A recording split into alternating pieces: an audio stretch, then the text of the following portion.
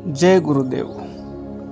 श्री गुरुमूर्ती असे निराकार, लिंगमूर्ती असे साकार, देवी निराकार गुरुत्वाकारले लिंग रूपे.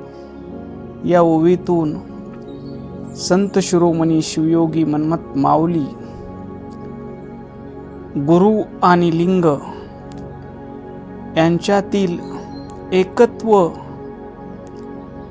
या ओवीतून स्पष्ट करत आहेत. ही ओवी प्रामुख्याने निराकार ईश्वराचे साकार रूप कसे प्रकट होते यावर प्रकाश टाकणारी आहे. माऊली म्हणतात, श्री गुरु मूर्ती असे निराकार. आपले सद्गुरुनाथ देहरूपानं जरी आपल्यासारखं हाडामासाचं शरीर दिसत असलं तरी ते ज्ञान रूप आहेत. ते चराचरात वसलेलं परब्रह्म आहेत, जे कणाकणात व्यापलेलं आहे पण आपल्या डोळ्याला दिसत नाही. हे गुरुत्व निराकार आहे, निर्विकल्प आहे, अनादि आहे, अनंत आहे आणि शुद्ध चैतन्य स्वरूप आहे. तो निर्गुण निराकार परमात्मा आपल्या भक्ताच्या कल्याणासाठी मानवी शरीर धारण करून येतो आणि ते सद्गुरु या अज्ञानाच्या भ्रांतीत पडलेल्या जीवाला जन्म मरणाच्या फेऱ्यातून दूर करण्यासाठी इष्टलिंगाची दीक्षा देतात. त्याच्या तळ हातावर इष्टलिंग देतात आणि सांगतात, बाळा, हे चैतन्याचे प्रतीक आहे, याच्यामध्ये तुझा प्राण आहे, हे तुझे प्राणलिंग आहे. एवढेच नव्हे तर ही माझीच मूर्ती आहे. रोज तुला गुरुची पूजा करता येणार नाही, तर या लिंगामध्ये सद्गुरुनाथच आहेत या भावनेने तू पूजा करावी. कारण हे इष्टलिंग अंगुष्ट मात्र आहे. जसं आत्मज्योती अंगुष्ट मात्र आहे, त्या आत्मज्योतीचं प्रतीक त्याची उपासना करता करता, सगुण साकार इष्टलिंगाची उपासना करता करता तुला निर्गुण निराकार परमात्म्याचा बोध होईल. म्हणून म्हणतात, श्री गुरु मूर्ती असे निराकार, लिंग मूर्ती असे साकार.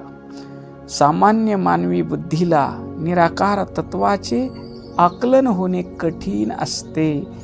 म्हणून त्या निराकार शिवाला, गुरु तत्वाला जेव्हा आपण एका विशिष्ट रूपात, इष्टलिंग रूपात पाहतो, त्यावेळेस आपल्याला ते साकार परब्रह्म, लिंगरूपी ब्रह्म, शिव सनातन, पवित्र पावन वेदवाक्य.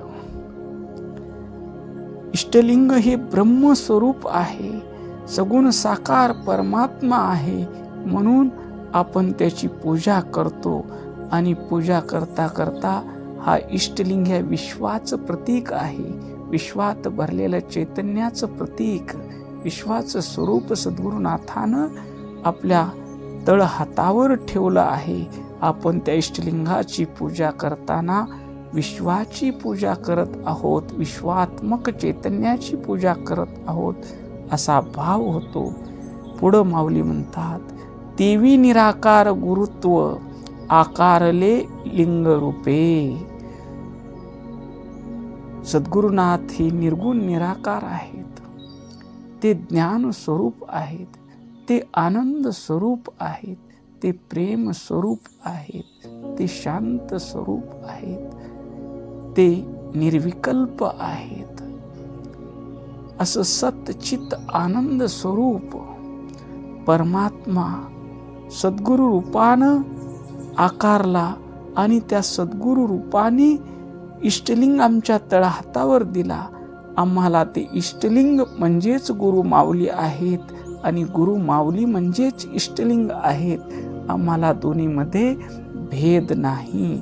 कारण पाण्याची वाफ झाली तर ते पाणी निराकार आहे, पण त्या पाण्याचा थंडीमुळे बर्फ झाला तर तो साकार रूपात येतो.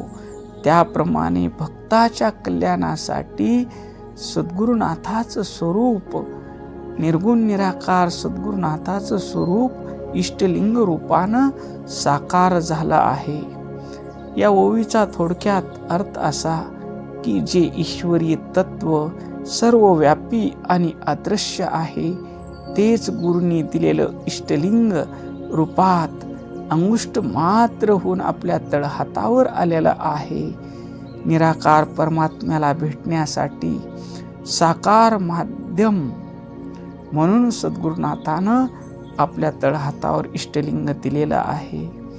परमेश्वर जरी निर्गुण निराकार असला तरी भक्ताला दर्शन देण्यासाठी, त्याची पूजा भक्ती करण्यासाठी ते सद्गुरुनाथ इष्टलिंग रूपानं आपल्या तळहातावर विराजित झालेले आहेत. अशा भावनेनं आम्ही ज्यावेळेस पूजा करू त्यावेळेस ती लिंगाची पूजाच गुरुची पूजा होते. ज्यावेळेस आम्ही गुरुचं दर्शन घेऊ त्यावेळेस ते इष्टलिंगाचं दर्शन होते. म्हणून गुरु आणि इष्टलिंगामध्ये फरक नाही, दोन्ही एकच आहेत. ओम शांती शांती शांती.